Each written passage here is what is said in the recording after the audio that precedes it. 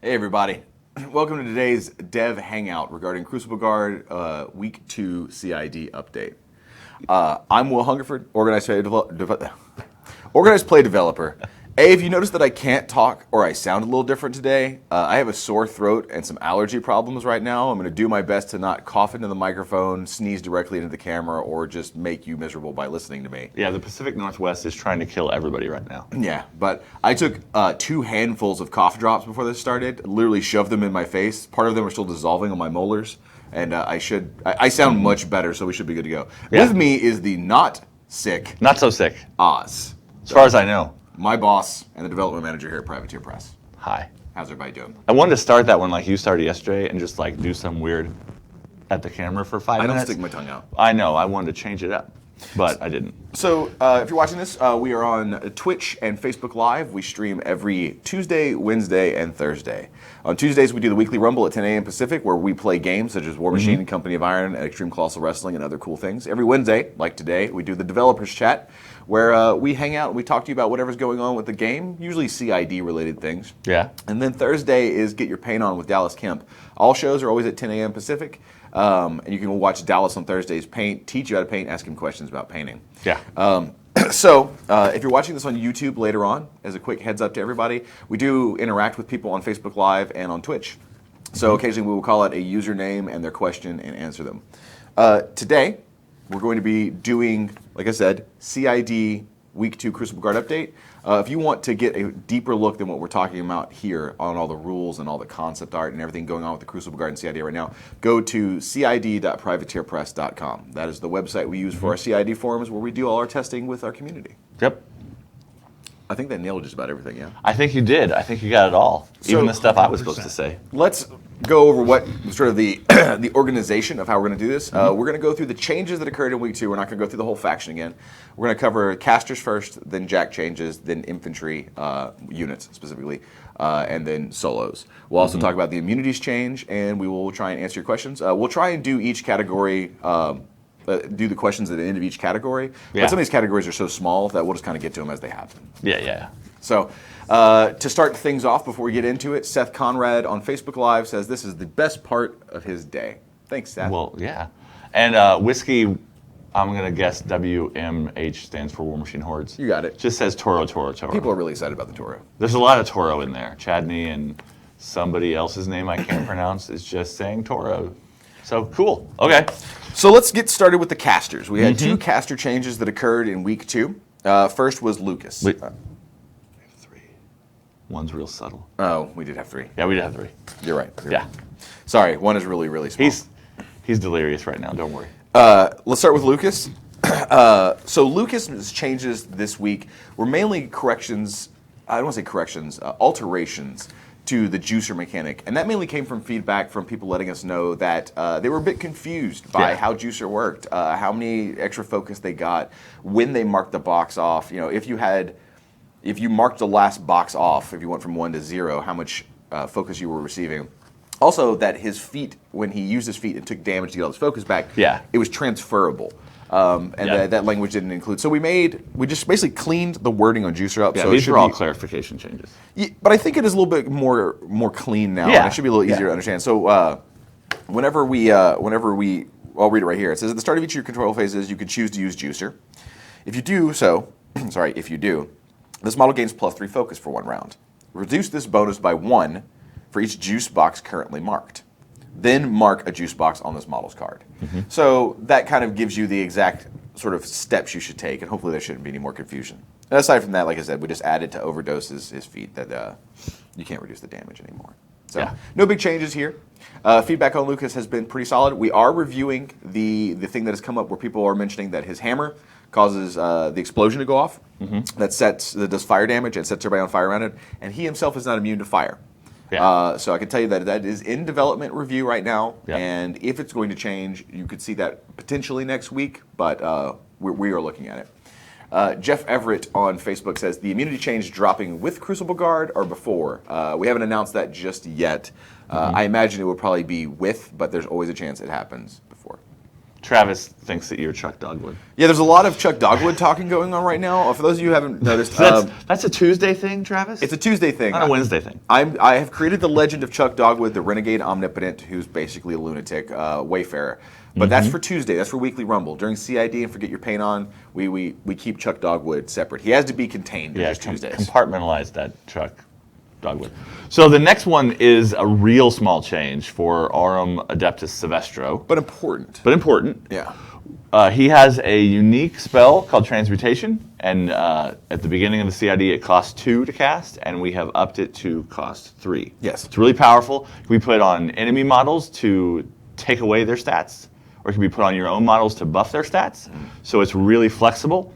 So we wanted to up it a little bit. We got a lot of feedback that it might be a little too powerful at cost 2, so we're trying cost 3. Yep. So give us feedback on that, and continued feedback on Silvestro at large. So the reason it changed from 2 to 3 mainly came out of the interaction that he can cast a free purification every turn with one of his I forget the exact name of it right now, Field Alchemy. Yeah. One of his Field Alchemy abilities.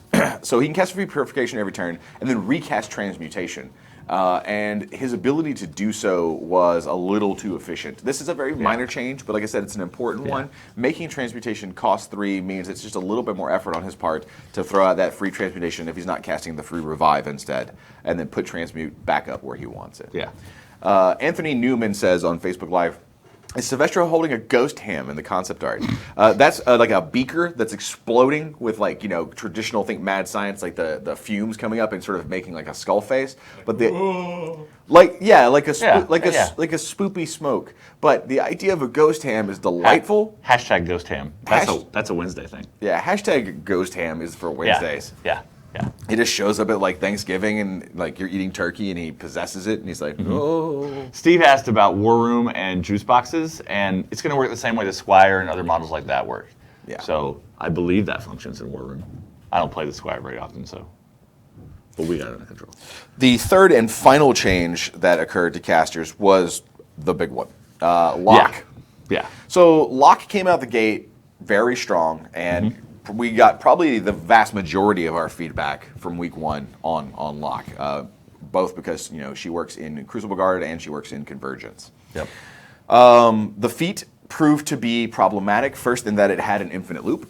If you played potential mirror match infinite loop. There was a mirror match infinite loop. If you played Lock on Lock, so originally the feat was every time your enemy casts a spell, uses focus, is forced, you got to cast a spell back. Is the simple version of it.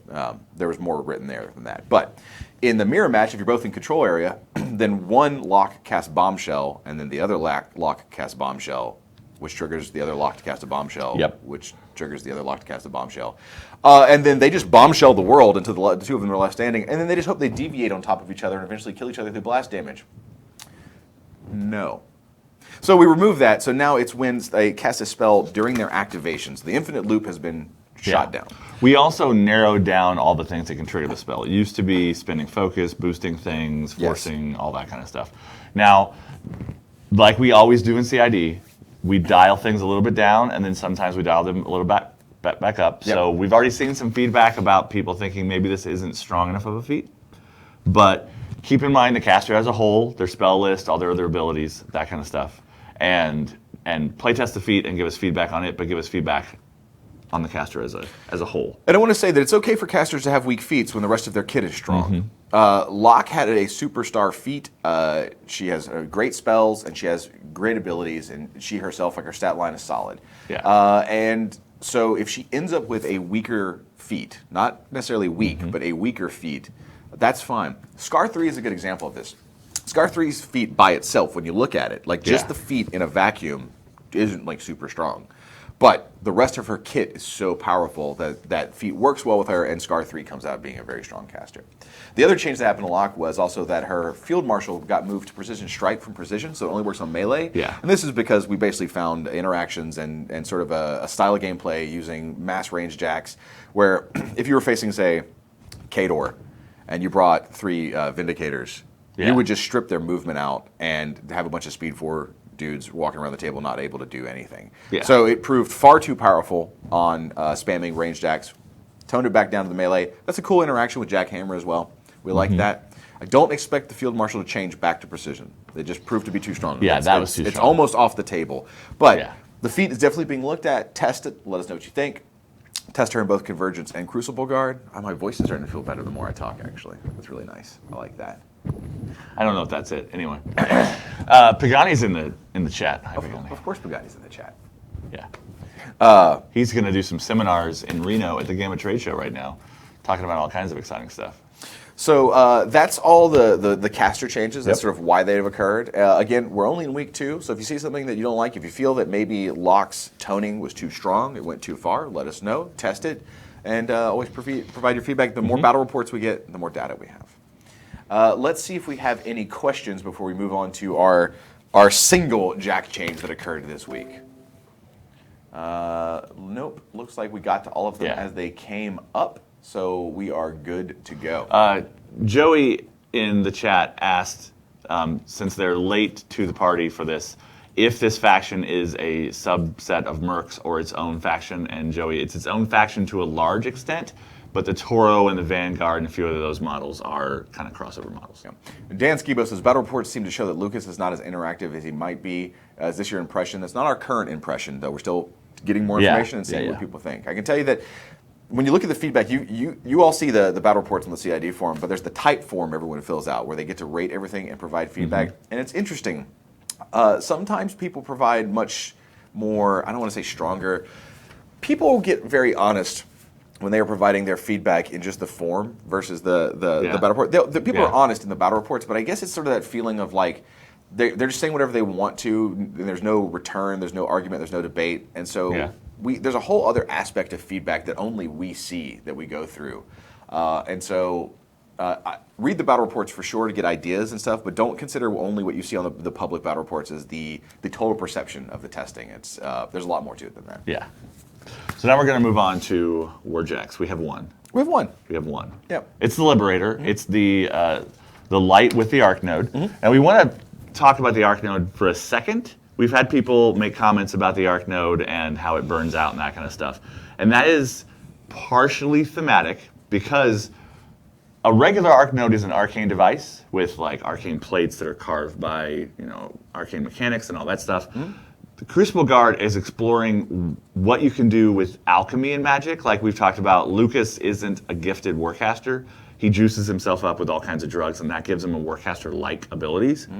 So the arc node on this thing, it has a certain amount of fuel in it because it's using alchemical doodads and juices and things. And when they're all gone, it doesn't work anymore.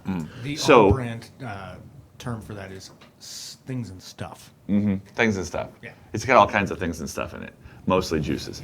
So we've gotten some feedback that people don't think this jack is quite worth its points because of that arc node eventually going away and comparing it to other light jacks with arc nodes. So we made a change to this jack to not address the arc node because we want the arc node to function that way, but to make the jack a little bit better. To malfunction that way. Yeah, it's full of a little bit of juice. Yeah. But it doesn't have juice for the whole battle sometimes. Yeah. The juice burns out. Yeah. No, I'm totally in there. Yeah. So we made him a little bit better in a different way to bring him up to what we hope is a place where his points work out for comparisons to other choices you can make. And the true sight change we gave him, where he now basically ignores clouds, which is useful as an arc node because line of sight is drawn from the arc node. And so in a faction that has access to so many cloud effects with your combat alchemists and other things, now you can sort of create these cloud walls do we want to protect you, and then arc through them if you need to, and also arc through your opponent's cloud walls if they brought one. Yeah. We had true sight on him. Before this went into CID, he had been tested with True Sight for a while, and we actually took it off because in a couple interactions we found it to be potentially too strong for his point value. Now we're putting it back on because we were kind of on the fence about it. We're going to let people test with it for a bit. There's also some interesting feedback already coming back about this jack in the CID forums right now. I heard a particularly compelling one today where someone said, what if he could arc while he was in melee, and that would represent the juices and stuff they were using to do something a little different. Still burnt out like normal. I kind of like that idea. I think it's cool, but test with things as they are right now. Let us know your feedback, and expect some more changes. We're only in week 2 of what's going to be a much longer CID. Yeah. The theory and list building section of the forums is for talking about options and thoughts, but we pay a lot more attention to the type forum because it's feedback from real games, and to battle reports because that's experience on the table. Yeah. Jake on Facebook says, I don't know if there's a rest of the question, but he's basically saying instead of making them cheaper. We could just make it cheaper, but we're looking to do something cool with the one only arc node in the faction that is kind of unique within the game. Maybe give it something. I say unique. It's hard to be truly unique because there's so many rules out there. Yeah. But if it has a nice, fun benefit that makes up for its arc node sort of burning out, which right now is True Sight, and maybe that's enough, but maybe it's that it can arc and melee. We'll see. That's what we're going for. We don't want to just drop 2 or 3 points off of it and drop all the things that make it cool. Plus, it's just a strong Jack with Ashen Veil and all the other good stuff it's got going on. So that's the only war Jack. Yep. Let's see. Shrumify says, Battle reports say McKay double railless is pretty abusive. Thoughts? We don't think that is true. From the battle reports we've seen and from the feedback on the forums we've gotten, we think it's strong. We don't think it's abusive by any means. There's been a couple people saying that they don't feel their infantry can handle it. We say keep testing. Let us know. See in the battle reports, and we'll keep an eye on it. We've played more games of McKay double battle engine internally before they started NCID than I can count. So basically, show us, prove it to us that it's a real problem, and we'll definitely consider and review it. And now on to infantry. Yeah, let's move on to infantry. So let's start with the Crucible Guard assault troopers and stormtroopers. Yeah. A lot of feedback on these about how they were too strong and how compared to some other heavy infantry, they were a little bit above the curve, specifically in regards to their survivability. Part of this came down to the fact they've got Carapace. The other part was their base stats with that, and of course they had tough. We're not looking to remove Carapace this time. It's definitely core to what they do. We want them to be extra armored against certain kinds of attacks. Yeah, and Carapace is definitely a really binary ability. Like these guys are very strong heavy infantry if you're facing guns. They're still going to get damage done, but in terms of their defensive capabilities, if you face a blind water quad posse like I played against you yesterday on the Weekly Rumble, Carapace literally doesn't matter. So it can be great, it cannot be great. But to remove an ability, we agreed that their durability was pretty high for their point value, and so to remove something that was always useful, except when you see grievous wounds, and there are far more guns than there are grievous wounds in the game, we took tough off. So we're testing them without tough. I mean, obviously they can still get it with Morley in an army, but you have to build around that, and then you're giving value to Morley, and he has a specific use. So try them out. Let us know what you think. Let us know if you still think they're too durable. Let us know what you think about their offensive output and what you think the correct point value should be. The next thing is teeny tiny. For some reason, there was a typo on the infantry, the Crucible Guard infantry. That's their name, not just a generic way to talk about them. Their standard bearer was only speed 5, and all the rest of the unit was speed 6. So we fixed that typo. Yeah, when I wrote the dev note that went into the post for week 2, my only note for them was standards are not that heavy. Yeah. So, whoops. He's speed 6 now. Yep. Aside from that, then the Rocketmen. Well, there's a change to all Rocketmen. So the ace, the officer, the unit, the gunners, they all got a change to Sky Dropped. And this was simply a language clarification. In case anybody's wondering what happened, originally the rule said flying models, ... Yeah. The word flying models doesn't mean anything in War Machine.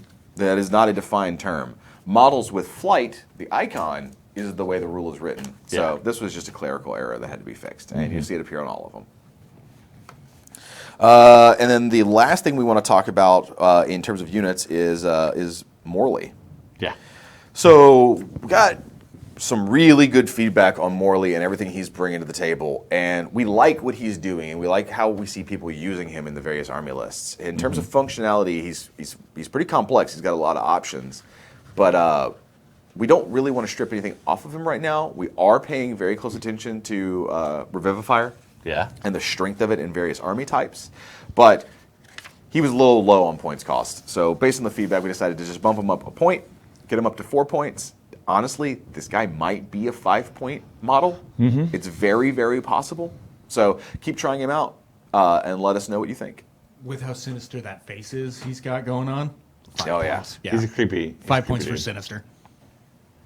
And no, Dorian, you haven't missed the Rayless thing. That's at the end. Well, we didn't make any changes to Rayless Interceptors. I know, but the battle engines are at the end of the list. If we had changed them, and if we were going to talk about them, they'd be later. So don't worry. Dragon Pup on Facebook, before we move on to our solos. Dragon Pup on Twitch says, as a more general topic, it seems medium infantry is being recast a little bit more aggressively. Is this a trend we should see to continue when Minoth, Circle, and Scorn undergo CID? It depends. I think when the Tharn CID happens, you can very much assume to see the Tharn get some significant changes to some of their medium-based infantry. When the Exemplar do, I don't know that you're going to see Incinerators get too much of a change. You might see maybe we'll tweak with the points a little bit, but I wouldn't expect a ton. Yeah. So expect it more in Tharn, not so much in Exemplar. And in Scorn, possibly. Yeah, Possibly. Stuff's going to happen. Yeah. But we're not there yet. Sabra says, when is, in all caps, when is it? When is Tharn? Later? Later. Not now. Not now. Not next? Maybe next. I don't remember. Even next or after that one. We'll talk about it more when it's closer. Soon. Yeah. Very soon. But it is super dope, by the way. You should be very excited about it. I am. Yeah. So let's go on to solos. Yep. Outside of the Rocketman Ace picking up the change to Sky dropped, really we have one change here, and that's the Transfer. So two things happened with the Transfer. First, points went down to 3, and then secondly, Psychokinetic Blast got changed so that it no longer affected friendlies. Yeah. When I say no longer affected friendlies, they still take the damage, but they're not pushed by it anymore. Yeah, you can't use it to bump things forward in your army. We were aware of you could push your own models, but CID testing showed us that people were putting a little bit too much weight into that and really trying to pull off these jank-tastic assassination runs is the best way I can. It was just janky, but sometimes it worked, and it was so weird that we were like, this is not a game behavior we want to encourage. Yeah. So we're just going to strip it out. So hashtag no more jank. Point value going down. This came down to CID feedback from everybody regarding your army list and what you've been building and where you consider your value to be on certain solos, especially taking free solos in different theme forces. And we realized that the Transfer, it's just combat, right? That's what it does. It walks up and punches things. It's very strong at it. It's very annoying. You can deal with it. But it's not providing a ton of utility to the army like many other solos are. So in the faction itself, with the cost of the other solos and what they're bringing, the Transfer need to go down to a point so that you could spend your free benefits and your themes on the more high-value solos, and then fill in a couple points with just transfers and mechanics if you needed to. And the Transfer does kill itself because its stats are really low, so it needs to use that damage itself to get boosted things. So they're gonna die a bit faster than a 4 or 5 point solo would that had better stats because it doesn't depend on that kind of thing. So we dropped its points down to reflect that too. Yep. And that's the last of the models. Yep. So that's the last of the model changes for week 2. We're gonna go over the theme forces and we're gonna go over the immunities, but no other changes occurred to the models right now. But that doesn't mean other changes won't. A couple times in the chat so far, people have brought up the Rayless Interceptors and their strength, what people think about them. So keep testing them. You'll notice there were no changes to McKay, there was no changes to Rayless. Currently, we're very happy with how they perform, both in terms of their durability and how much damage they put out and their point value. We also want to give people more time to get their head wrapped around them because a lot of times when you bring a new model that's very durable or whatever, your opponent has to think about what to do with it. And so if we changed it based on week 1 feedback, then that's not really reflective of the environment that it's going to exist in even in a couple of weeks. Yep. People have been fighting against them a lot more often. Alexander on Facebook says, are you considering putting the Leylis models that have the Leylis sub-tag in their text into the Leylis Resistance Theme Force and Mercenaries? A good example of this being like Lucas, for example. The answer is no. Lucas is not going to become a Mercenary Leylis caster. That is not currently the plan. So I would not expect to see that change occur. Plus, Leylis Resistance is getting a ton of new toys with all the new Crucible Guard infantry they get to bring. Yep. Boy, do they love Rocketmen. So one of the theme forces got a tiny, tiny benefit. And we were expecting this one. And we gave you guys something that we thought might be over the top, and you proved that it probably was. Yeah, so Primo Materia. The advanced move benefit is gone and has been replaced with a flat plus 2-inch deployment. Yeah. Flat plus 2-inch deployment is a strong benefit. It's one of the stronger ones people can receive, especially when you're trying to provide scenario pressure in the army you bring. But the advanced deployment it just turned out to be too strong. The level of threat you could apply to your opponent, is even if you went second and your opponent moved up, they had to consider their threat range at the bottom of 1 in terms of where casters like McKay and certain jacks could get to them and start spraying and shooting them down with AoEs. So, like you said, we thought this was a little too strong. We had tested it kind of both ways. We wanted to give it to everybody to see what they thought, and then we knew we're pulling it back to deployment plus 2 inches. Magnum Opus got 2 quality of life changes. The first is we added Gorman and Hutchuk into the actual army composition.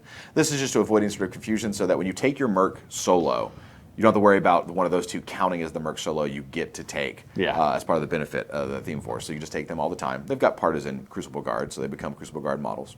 The second one was a clarification. Basically, there was an issue with the free benefit that the weapon crew you would get for free would count towards free points. Yeah, that was just an omission in that sentence. So that was not intended. We just goofed up. Yeah. We just fixed it. Yeah. The other one, theme force change that is to the Lely's resistance. Yes. Go ahead. Do you want me to explain it, or do you want to? So, technically, you can attach anything to a unit, no matter what it's listed as in the theme force benefit. So if an attachment is legal for that unit, it's always legal. And that meant Morley could go into Lely's resistance. And Morley's very strong, and we wanted to limit him specifically to his own faction. So we made a change to that says that mercenary ranking officer attachments don't work in this. It was also a weird kind of backwards thing to Murdoch and the attendant priest and some of those other things. But we looked at it especially because what Morley could do in that theme force. And the narrative idea of him is that he's working with the Crucible Guard, basically getting volunteers, sometimes people that have volunteered officially and sometimes people that don't know they volunteered, and experimenting on them. And so he's not going to do a lot of that outside of his own army. But we also wanted to watch the power level of that theme force and keep Morley out of it for other reasons. Yep. So that all changed. A couple questions to get to real fast. Red Death on Twitch says, for later in the cycle, will we be given the Crucible Guard ADR and then be able to give feedback on it? No. The reason is this cycle needs to end. We have to do our internal dev passes on all the information and figure out what these casters finally look like, what their final versions are post everything. And then we're going to determine the ADR after that. So there simply won't be time in the cycle, and it wouldn't be right because what you might see at the end of the last week isn't necessarily going to work out. Also, Nick on Facebook says, any ideas for improving Locke's flexibility with taking different styles of her army? Her synergy with the Toro seems to eclipse everything else. I disagree with that statement, that her synergy with the Toro eclipses everything else. The majority of the feedback we saw last week was her using precision to take mass ranged. I agree that she's very good with the Toro, but the battle reports are providing a lot of different information. Right now, we're concerned with not necessarily flexibility with different army styles. She is a battle group caster, very strong with them. We want to make sure that her power level is correct and that she's not abusive or degenerate in any way. And I will admit that Locke is going to be one of the harder ones for us to balance because she's in 2 factions, one of which is Convergence. So we're not only testing everything in Crucible Guard, we're testing in Convergence. So we want to make sure she's a good, strong, viable option in both those factions. See if we have any other questions real fast before we move on to immunities. That's a long one. Cool. Yeah. So, Gustav, I think I'm pronouncing your name correctly. Yeah. You played a game with some battle engines, Railless Interceptors specifically. Give us feedback on that battle in the playtest forums, please. Battle reports and the type forum. And that is the best place to give us any kind of feedback about what you think the power levels of things are and interactions and where they're at in the lock or not lock cycle. Yep. Christor4 on Twitch says, question, how can I, as a Convergence player, justify taking Maker's Mark Warjacks in Convergence when they possess an unholy Cortex? Well, the same reason that Locke can justify working with Prospero when Prospero is basically everything that Convergence hates. It's your narrative. You come up with your own reason. But Locke's kind of a unique, she's kind of a unique little snowflake. She will do whatever it takes. She's a devout Cyricist, but clearly she's willing to work with Prospero, and she's willing to take other types of jacks. She's not part of like the inner circle of Convergence, but she is very devout. But sometimes you got to make exceptions, even as devout as you are, to get the job done. So let's go on to immunities. Now, obviously, immunities are a hot topic right now. There's a lot of talk on social media going on, a lot of talk in the forums. They are a hot button. Some of them are cold buttons, and some of them are acid buttons. So, we changed immunities. It's no longer the minus. So first off, immunities are changing. They're no longer going to be no damage. We know this. This is a change we want to make for raisins. Raisins. Woo. All the raisins. Raisins. The allergies. Some prunes too. For reasons we stated previously. Yeah. But we looked at the feedback base when we were saying -1 die, and we're considering some alternatives. Right now, we're looking at immunities working basically like Carapace. Think of them like Carapace elemental type. So instead of 1 less die, it's +4 armor against damage types of that type of weapon. Or that type of damage, sorry. And also the regular, like, if you're immune fire, you can't be set on fire for the continuous effect, immune corrosion, so on and so forth. A lot of abilities, like stationary abilities, will say, unless you have immune cold, all that's remaining. What we're looking at right now is the +4 enough? Is it getting the job done? We are considering +4. We've thought about possibly +5. We're also looking at everyone's feedback and what everyone's saying. And there's a lot of opinions going on right now. What I want to say about this is obviously test it and let us know how it worked out for you. Test specific situations. Don't build a one-sided game where you're specifically trying to prove that these two armies that are very mismatched shouldn't have played each other. Yeah. Play a normal game and let us know how it affected your game. And then secondly, there's massive conversations going on social media right now, which is great. But Pagani and I are very active on social media, but we can't catch everything. As much as I would love to absorb the entire internet at once, I would go crazy, and I can't.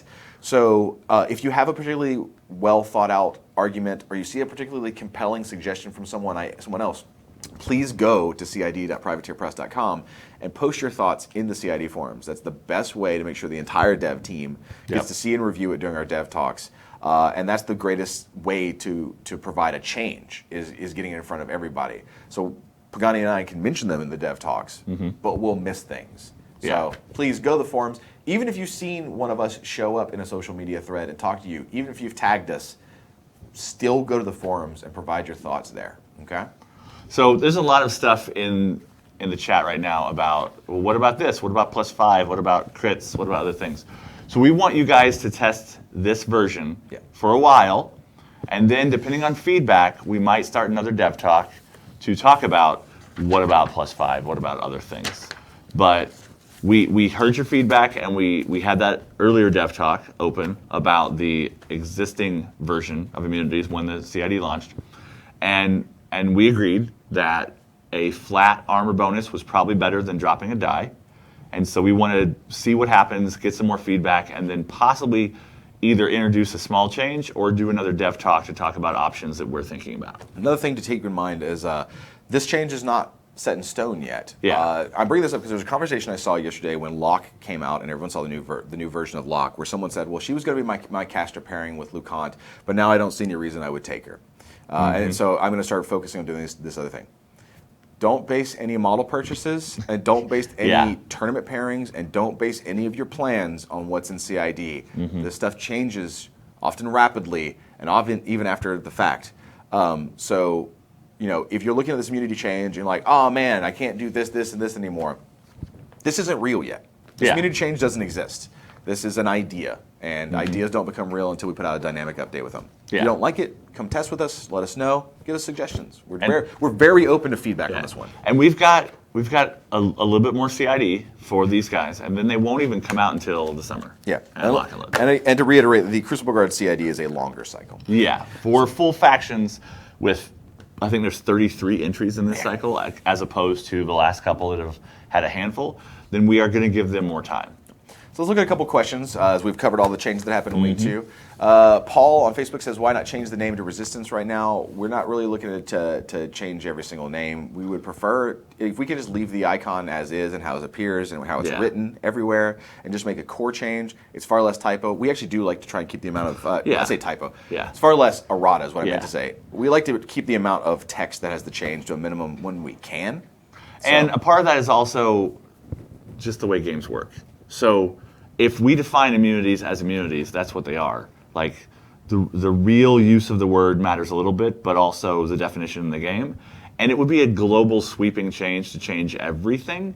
And for things like unyielding, we wanted to make that big global change to change every unyielding because it really improved the quality of your experience with that ability and how it worked, usefulness and those kind of things. But doing something like changing one word to another when they're both abstractions to a certain extent and having to change everything and having to have people's brains rewired, because immunities have been immunities for Mark 1 for 15 years now. Okay. So that kind of thing isn't as important to us as a rules change that would be sweeping. Yep. Tommy Bauer on Facebook says, would it make more sense to change Sylvester's rule that he has to cast a spell of 4 or less than instead of increasing the cost of transmutation? We considered it. We actually like that he can cast a free purify every turn. And also, when we looked at transmutation and how it could be cast every turn in terms of maybe hot swapping it on enemy units, we determined it should have been a 3-cost spell. It just, everything lined up very nicely in what we wanted to do and in the focus efficiency of that spell. So we're okay with him casting the free purify, but even if we said you could only cast a 3-cost spell or less, I think transmutation would still go up to a 3-cost spell. Yeah. Also, when we're talking about maybe we might change immunities again in a couple weeks, well, in the next couple of weeks, please don't test crazy ideas of your own and then give us feedback on those. I mean, feel free to think about crazy ideas of your own. Feel free to even play a game with them if you want to prep for letting us know what you think when we open another dev talk about it. But if you come in with feedback that says, I tested it as this, and it's completely different from what you guys asked, then that's feedback we can't really use. Paul on Facebook says Mark 1 didn't have immunities. Paul, you're probably right. I've been playing this game a long time, man. It all sort of blurs together at this point. Sure. I think immunities existed, they just weren't icons. And if people are getting real deep into CID and stuff like that, it's good to take a break every once in a while too, because things like Vengeful Deeds are going on right now, and other ways to play War Machine that let you just have fun. Yeah. Grab that dragon, play some Company of Iron. Yep. So doesn't see any other questions right now that isn't anything we've already covered. So we'll go ahead and wrap this up. Are we done? Yeah? Yeah, we've covered everything major. Obviously, just because we're ending this right now doesn't mean the conversation's over. We'll be back next week. Actually, we won't be back next week. In fact, I think the Dev Talk next week is going to be a little bit different. It might involve some of the writers talking about lore. And the reason we're doing an exception for the Dev Chat is the entire development team is going to be at Adepticon. So none of us are going to be here to do a Dev Chat. You can come do like a live Dev Chat with our faces at Adepticon. From a distance. From a distance. Anything we talked about. Appropriate distances. Anything we talked about in today's Dev Chat. If you want to keep talking, please do, and that's we want to spark those conversations. So if you're like, they said the name immunities isn't going to change, and I have feelings about that, or I think the McCade double battle engine list is way too strong. I'm gonna go play some games and show them the problems I'm having. Thank you. That's exactly what we need. The more data we get, especially via battle reports, the more information we have to make the changes, to make the best possible faction we can. So come join us at cid.privateerpress.com. Play games with us. Let us know your thoughts. And we've got some time. Think Grimkin CID cycle. This is not going to end Friday. Yeah, we've got time to make these changes. And also, you probably can't get tickets to Adepticon and make life-sweeping changes right now to get there next week to see us. But Lock and Load is a long enough distance away that you can make some plans to come hang out with us at Lock and Load and possibly buy all the conversions and the Crucible too. I said the wrong C word. Yeah, you did. I was going to hope nobody knows, but I fixed it. So if you want to get a pass for Lock and Load, pplockandload.com is how you do that, and you can see our faces even more there. And I think there's a couple of hotel rooms left. Yeah, there's even some hotel Not many, rooms left. Hey, everybody watching, check on Facebook right now. So a bunch of our boys were at Gamma. They're at Gamma right now. They did a seminar yesterday. In that seminar with some of the retailers, they showed off some of the models on a slideshow of like Rocket Men and a couple other Crucible Guard things of like the full unit, the gunners and the officer. I think they showed off Locke's model as well, like the 3D render. I know that's floating around Facebook right now. That was at our presentation. I'm sure that we will put those images up ourselves officially later. Yeah. But if you're looking for cool stuff, go on Facebook, search. I think it might be in the Crucible Guard Facebook group, everybody. So if that's the case, check it out. But anyway, thank you for watching. Please like, share, subscribe, follow. Let us know what aspects of Dev Chat you like. What you like on all 3 shows. It really helps us out to know that you're enjoying this and what you want out of it. join us every Tuesday, Wednesday, and Thursday, 10 a.m. Pacific each time. Tuesday for games. Yeah. Wednesday for talking about games. Thursday for painting the games. And my voice actually held out through this. I'm very surprised. And eventually Fridays to talk about, I don't know, shoes. Saturdays talk about breakfast cereal. No. Like, we just, every day, and 10 a.m. we did our first constantly. ever live Primecast, and the response was Yeah. phenomenal. So don't be surprised if you see once a month-ish Primecast live done via the live stream. Plans are in motion. When we start doing that, I'm going to buy the green bodysuit and just hide in the background. Yeah. And just do Matthew things. Bunting on Facebook says, "Great work, guys. Batman is the best." Matthew, thank you very much. I always appreciate you're very enthusiastic in our chats, and your love for Batman, like I share, is always a pleasure. So thank you very much. So that's it, everybody. We'll see you next time. Take it easy, and come back tomorrow, 10 a.m. Watch Dallas paint some cool stuff. Yep. Bye-bye, everybody. Bye. Yeah, and Mike, see you at Adepticon. And see us at Adepticon. Yeah. Yeah, absolutely. Oh, Sunday talk about pancakes. My voice.